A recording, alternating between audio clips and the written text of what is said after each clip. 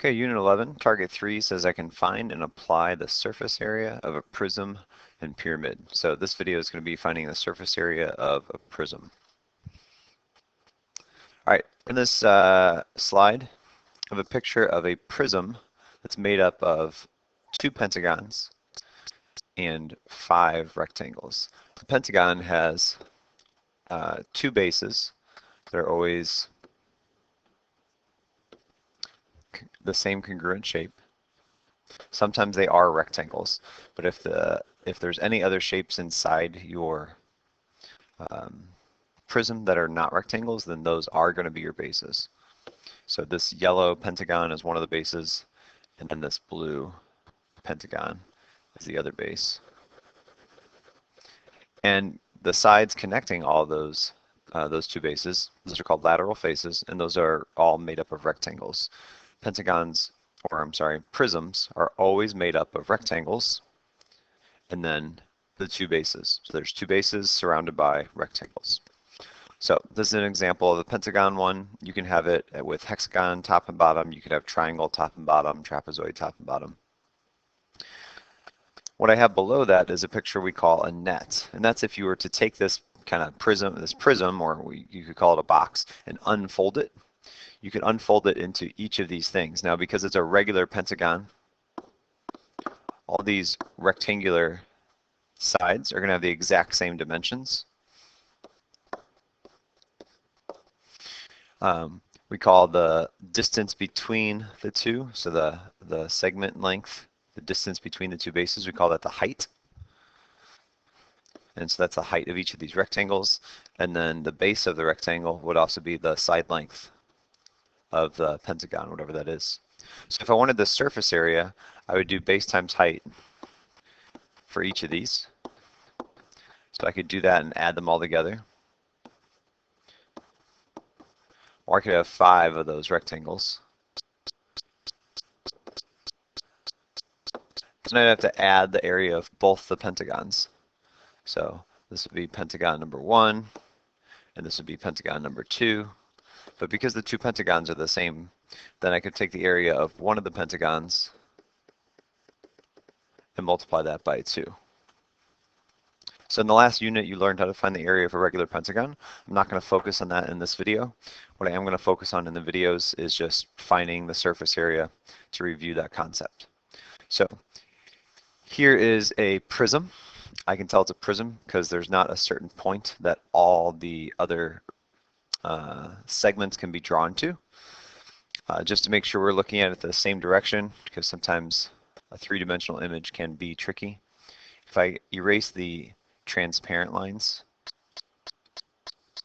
we're really looking at this triangle, this triangular prism, where the front of the shape on the left is one of the bases. There's another base in the background.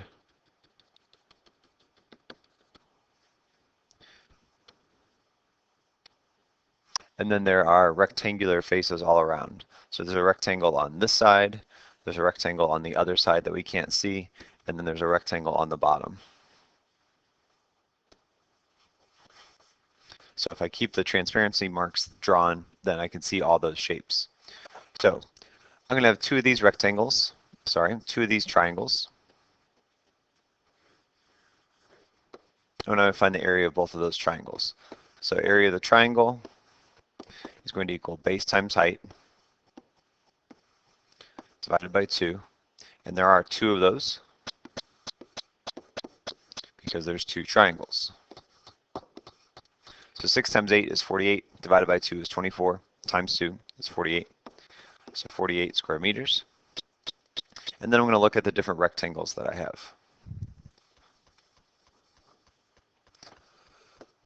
So I have this rectangle that the triangular prism is sitting on, and that's 12 meters by 10 meters. So that pink rectangle is 120 square meters.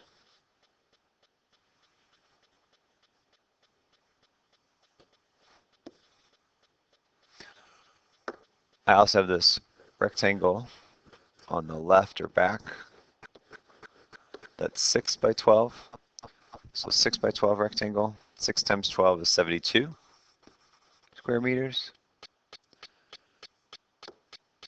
And then I have a rectangle kind of in the front to the right.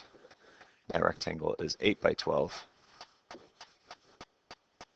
8 times 12 is 80 and 16, so 96 square meters. And so my total surface area is going to equal all of those added together. 48 plus 96 plus 120 plus 172. So I had to grab my calculator. 120 plus 72 plus 48 plus 96. So 336 square meters.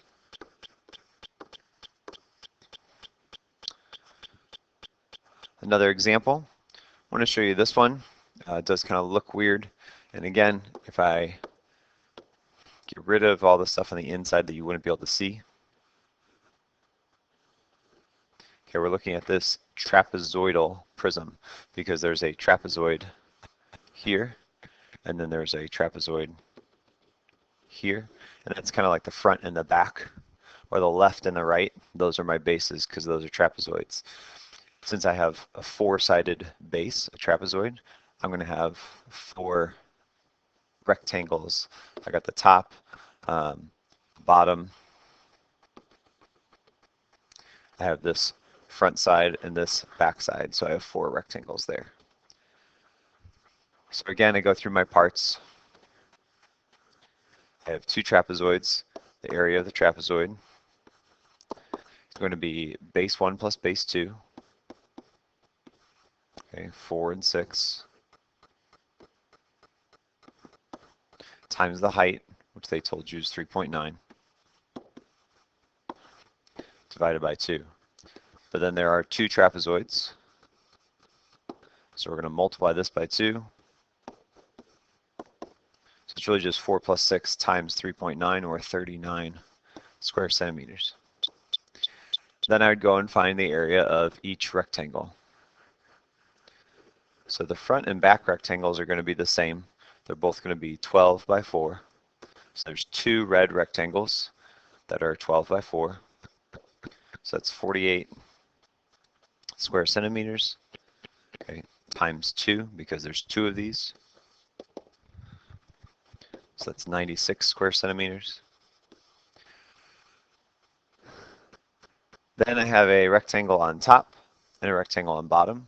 Those are not going to be the same size because the bases of the trapezoid are different shapes. So the one on the top that we can see is 12 by 6. 12 times 6 is 72. And then we have one on bottom. That's 12 by 4. 12 by 4 is 48 centimeters squared. So your surface area is going to be all of those added together. The 72, 96, 39, 48, all added together. And that's how you find the surface area of a prism.